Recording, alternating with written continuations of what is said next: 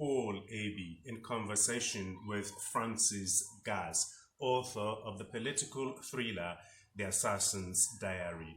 This is an interactive analysis of Senator Heineken Lokpobiri's governorship declaration and his commissioning of the campaign office for that purpose. It took place on the 6th of July, that's Saturday 2019, and hopefully we shall be doing that with all governorship hopefuls in Bayelsa 2019. Mr. Frank, thank you for doing this with me. Yeah, thank you, Mr. Paul. Yes, last week Saturday, Senator Heineken Lokpobiri declared for governorship of Bayelsa State, and in that declaration, he said a whole lot of things, and so this morning we shall be focusing on all that happened that Saturday. Focus areas will be campaign venue organization, composition of the turnout, presence of Audu Ogbe at the event, dignitaries that graced the event, what Audu Ogbe said at the event, and then the most important thing, Senator Heineken's declaration speech. We'll be looking at things like level of connection with the people, emotional and intellectual content of what he said, and if at all the people took to heart what he said at that event. And so, but then the most important presence there that wowed us was that of Audu Ogbe. What would you make of Audu Ogbe's presence at the event? And before we get to that, let's talk about others in Bayelsa State. I think there was this person that equally spoke volume, the presence of Powell. Powell was actually there, and his presence there was like, wait a minute, what is happening? Powell has always been known to be a Timipre Silva guy, and there is this thing between Heineken and Timipre Silva. There is this rumor all over the place. Okay, so we all actually expected to see Timipre Silva there, and the absence of Timipre Silva and other party chieftains and other high-ranking party officials in the state too spoke volume. And then all of a sudden, Paul was there. Wow, Paul is here. That means something is happening within the APC family. So the presence of Paul actually was a big credit to the organizers and to Heineken, because Paul is not just an ordinary man. Paul has been one guy that has consistently delivered at least Agrodama PA to the APC for more than 2 times. I think his presence was good. You said you expected to see Timipre Silva. That means you're unaware of the rumor, the rumored disagreement between Senator Heineken Lokpobiri and Timipre Silva. So personally, I never expected to see Timipre Silva there. And obviously, the fact that he was not there is proof that this rumored disagreement is not just any rumor, but that indeed there is some disagreement between the two, and that disagreement has not been resolved. And so I never expected, and he was not there. So that's Timipre Silva. Let's the big fish in that campaign office commissioning was Audu Ogbe. Yes. I think sorry, Mr. Paul. Audu Ogbe's presence. I was like, when I got there and you told me that Audu Ogbe was there, you got there before me, that Audu Ogbe himself was there. I was like, wow, Audu Ogbe, or there's another person. And you know why? Is it why that is so important? Not because the man is this big national name. It has nothing to do with any of that. But what makes it important is the fact that the man actually was Heineken's immediate path boss. Okay? Heineken worked under him as Minister of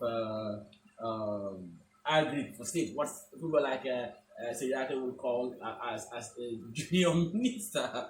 But then Audu Ogbe was actually the boss in the ministry. He was the Minister of Agri. And for Audu Ogbe to actually be present there and vouch for him, telling Bayelsans that yes, this man worked with me. I have known this man for all this while, and I can vouch for him that he is a man of proven integrity. He has got the mental capacity, the intellectual capacity to lead it, and we should take him by his own words. I think he said that. Yeah. I think Audugbe making a case out of him actually shows that Heineken indeed, as a minister state, agri was actually good. I think I should be very emphatic with what Audugbe said at that event, and this was what he said. I'm going to quote him, and I quote: "I assure you, from the rest of the country, we shall give him the support he needs. I am talking to you as one of the founders of the APC." He said that. And so Audugbe saying that was too direct and open. And I was like, come on, why don't you say it in any other way other than this? This is too direct, meaning that Abuja has endorsed Heineken Lokpobiri. Abuja, with respect to the APC, has endorsed Heineken Lokpobiri, and that there's nothing anybody can do about it. That kind of thing. And that is setting Timothy Silva and Heineken up, kind of thing. And then he went on to equally say this: "I'm assuring you that with the kind of friendship Heineken has gained at the center, with the number of friends he has made in Abuja, with his mental and intellectual capacity as a lawyer, I assure you that Bayelsa has won so many friends outside of this place that you will live to enjoy it." He equally said this, and I was like, we will work, from the rest of the country will work to ensure that this man becomes your next governor, kind of thing, statement in that open, direct way, speaks volumes. Yes. I have my own concerns too, but let me look at it from this point of view. Nigeria is so politically connected that what happens in one state happens in the other state. What happens here affects the other state. It's like River State meddling in Bayelsa State politics, Lagos State meddling in Bayelsa State politics, Abuja meddling in Bayelsa State politics, and all of that.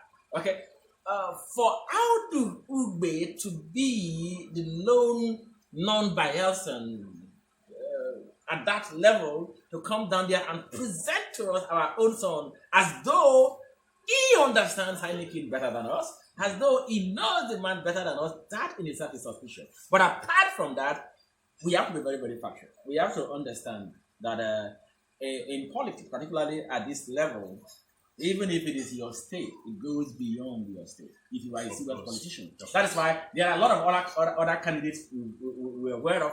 A lot of persons that have declared, established their campaign secretariats here in Yanangwa, but they've not actually come forth like Heineken to say anything to the people directly. Where are they? They are either in Lagos or Kano or in Abuja. What are they doing in those cities? Those cities are not Yanangwa. They are actually in those cities lobbying people who perhaps are not Bayelsans. To tell you how connected we are. So for Audugbe to give us that kind of assurance, it means that the APC, some of us in APC are behind him. We love this guy, we trust this guy, somebody we can work with. If we can trust him as much as this, let alone you that are his brothers, trust him as well. So his presence is both good, but then still warning. But one thing I would like to make clear: this is a Bayelsa affair, though a Nigerian affair. We do not need outsiders to tell us, to direct our own decisions, to tell us who to pick and who not to pick. Okay, if they should do that, they should do that on advisory capacity, but not coming live in front of the people and saying, yeah, I know this guy, I trust him, I work with him, I vote for him. We know him as well too. But then, as we have it, this is politics for you.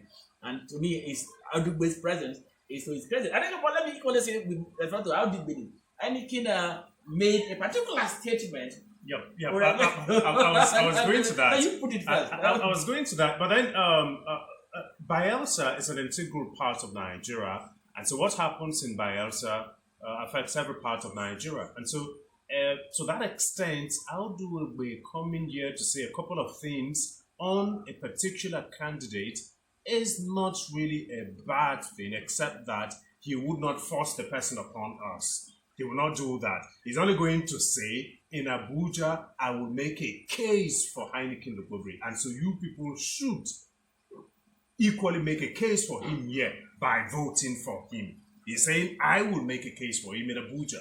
That's what he said. But when it was Heineken's time to talk, importantly, Heineken said something very beautiful about Audu Ogbe. He said, very few persons can take Audu Ogbe out of Abuja. So, if Heineken could take Audu Ogbe out of Abuja to Bayelsa to talk beautifully, glowingly about his political aspirations, then means Heineken is one of the very few persons who has succeeded in taking Audu Ogbe out of Abuja. So, Heineken is not just any guy.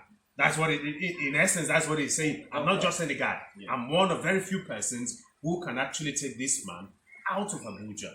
And Audu Ogbe has a history. There was this book you gave to me to read a long time ago, a pamphlet about by Chinua Achebe, The Problem with Nigeria.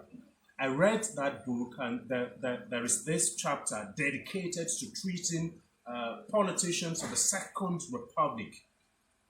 When Achebe was in his prime, was really into the writing business, and he singled out Audu Ogbe for some level of praise. Yes. Honesty, integrity, trustworthiness, and all of that.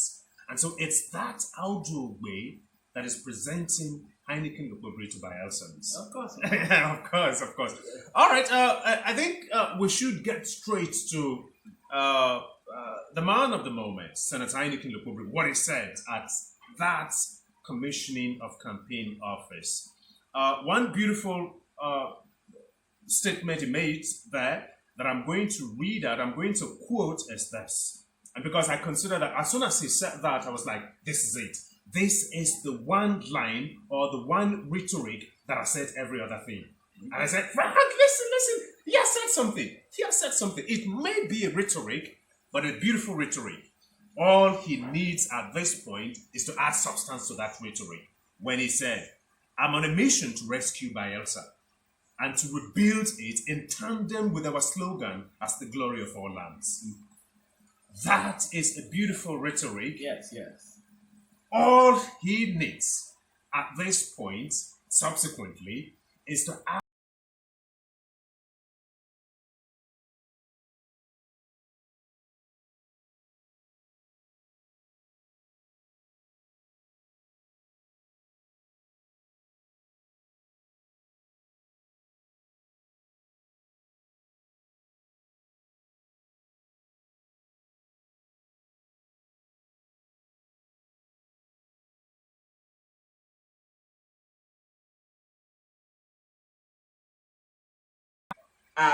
in some kind of trouble.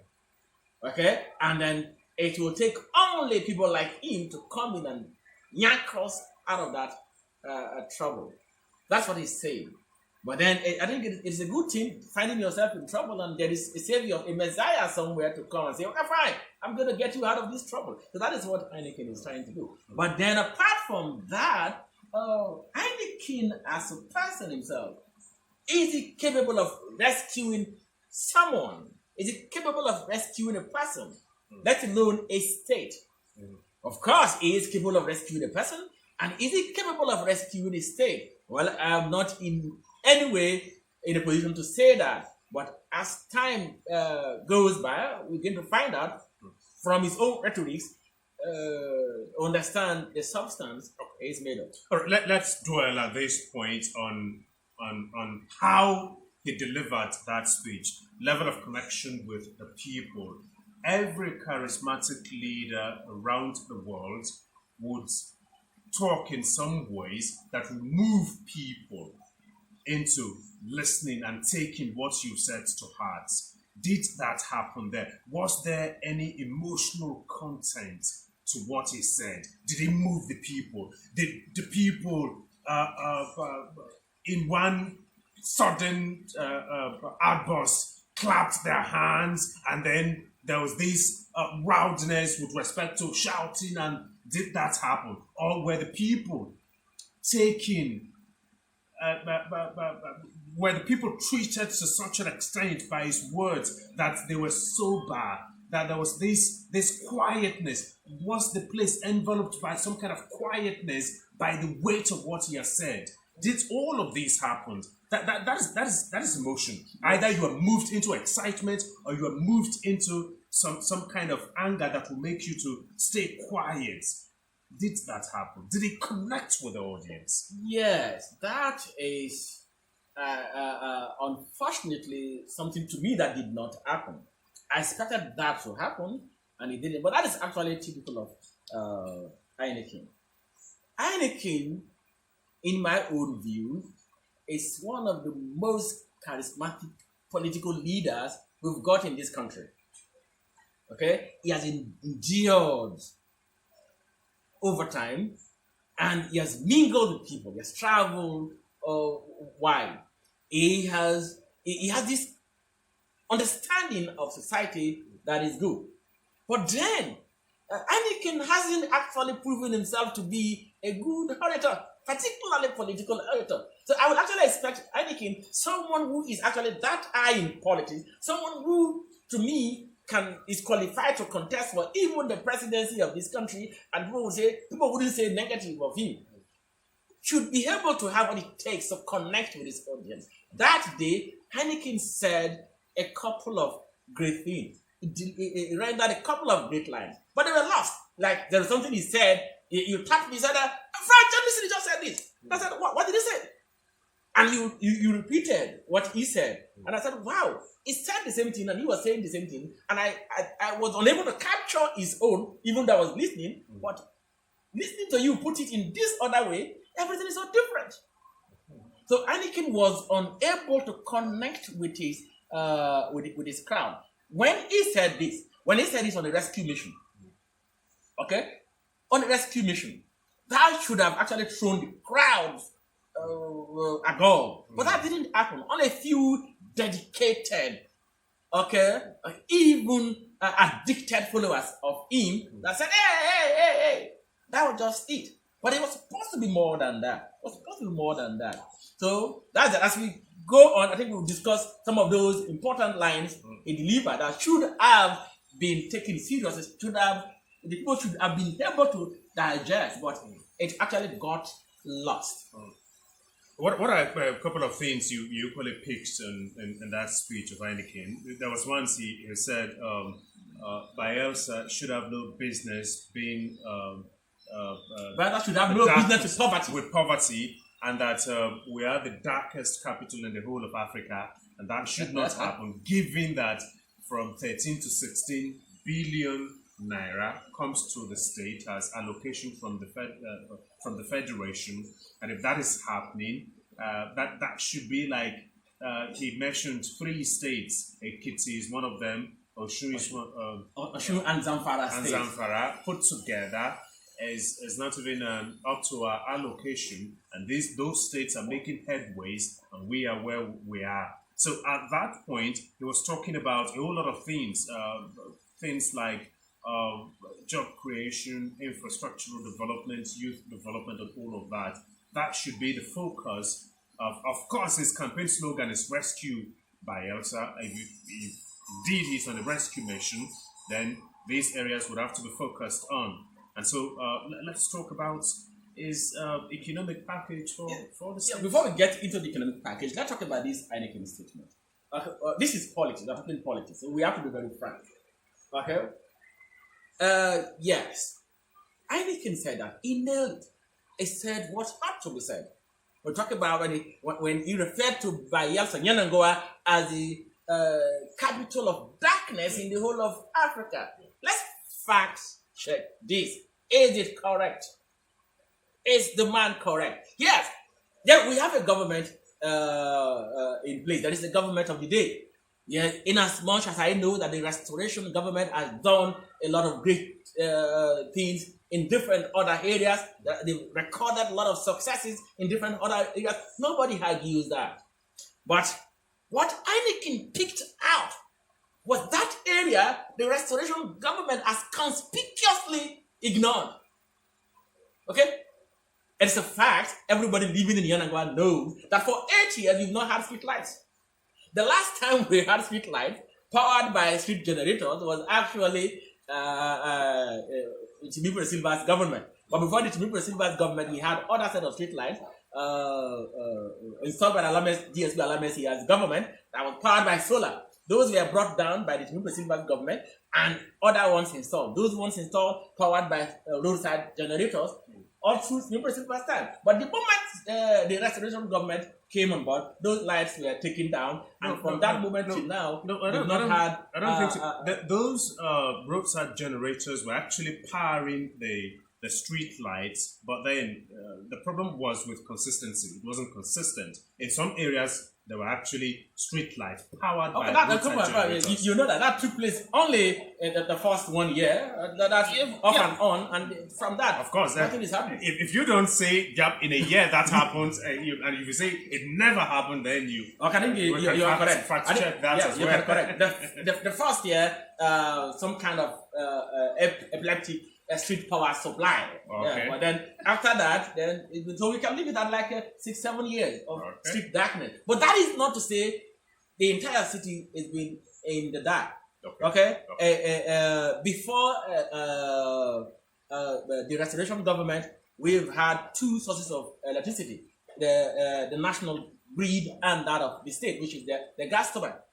Okay. Right now, the power holding company is responsible for everything. Okay. And in some areas, they have more consistency of power supply, like the Tumbia axis. And in other areas, like Atagodama, Yenagoa, as it stands today, you just have your 12 hours electric power supply once in every 2-3 days now. Okay. These are the facts. Anyway, let's not dwell too much on that. Yeah, that was one, the darkness that's enveloping Yenagoa is one area he picked for attack. Yes.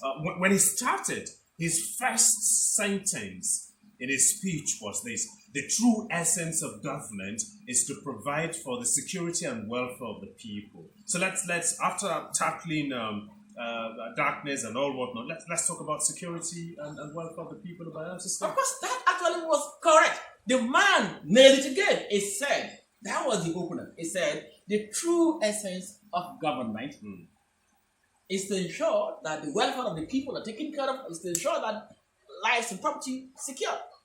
Okay, he said that. But saying that is one thing. Did he say that in a way that made people to say, this guy has said it. This is it. To be very sincere with you and to be fair to our listeners, I would say that actually got lost. I can tell you that up to 60-70% of the people that were there, okay, they did not grasp that. But he said that, and it was said in a very beautiful manner, in low tone, and there's something about his voice that makes words disappear. So the words disappeared. But he said that, and he said the true essence of government is to provide security and welfare of the people. But it's yet, we still have a long way. He has not been able to tell us how he hoped to do that. Or is he going to do that, and how he hoped to do that. But he said that. I think the mere fact that he said that, to me, is beautiful. I think every other aspirant or candidate to be should equally have that in mind, that as they are coming, they should have at the back of their mind that they are coming to make sure the welfare of the people and the security of the people are taken care of, just like as Heineken has said it. All right, as we begin to round off this interactive analysis, I would like us to dwell on the need for rhetoric to be supported, backed up by substance. Everything Heineken said in that commissioning event was rhetoric, and there is the need to back all of these things up with substance. Substance is important. Rhetoric is good. Substance is better, especially when backed up. When substance backs rhetoric up. And so, how do we listen to Heineken a second time such that he would say the things he would say, backing them up with substance?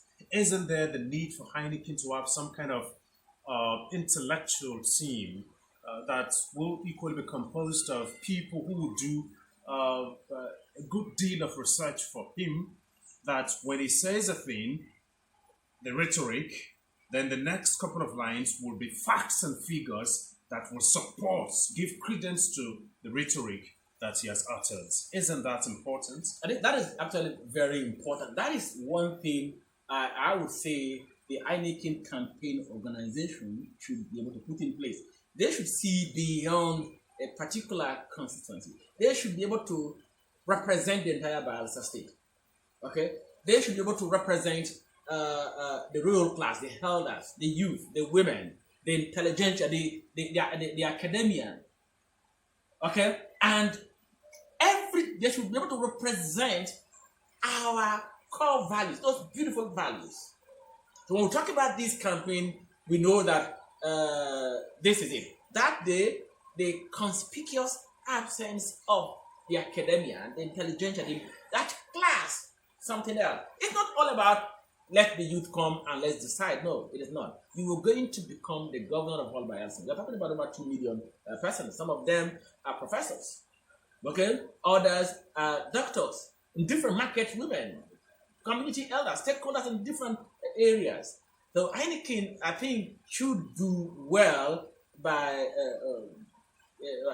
getting all of these different segments of society along. So far, I have not seen that, but I think it's still early. It just is first outing, just to open his after all, the campaigns have not even started. Yeah. So it's too early for us to say he hasn't considered that. Maybe he may have considered, but he did something. Okay, he actually inaugurated his campaign structure, campaign offices in different local government, campaign directors in different local government. That's actually that spoke volume that day. But then let's hope that he's going to carry along the entire society. All right. We're going to end this interactive analysis at this point. This is hoping that you continue to follow us, because we hope to do this with all the governorship hopefuls for Bayelsa 2019. And we're going to do a dispassionate analysis of what each and every Bayelsan interested in becoming governor of this state would have to say. It's going to be dispassionate. We can assure you of this. If only you'll continue to follow us. Thank you.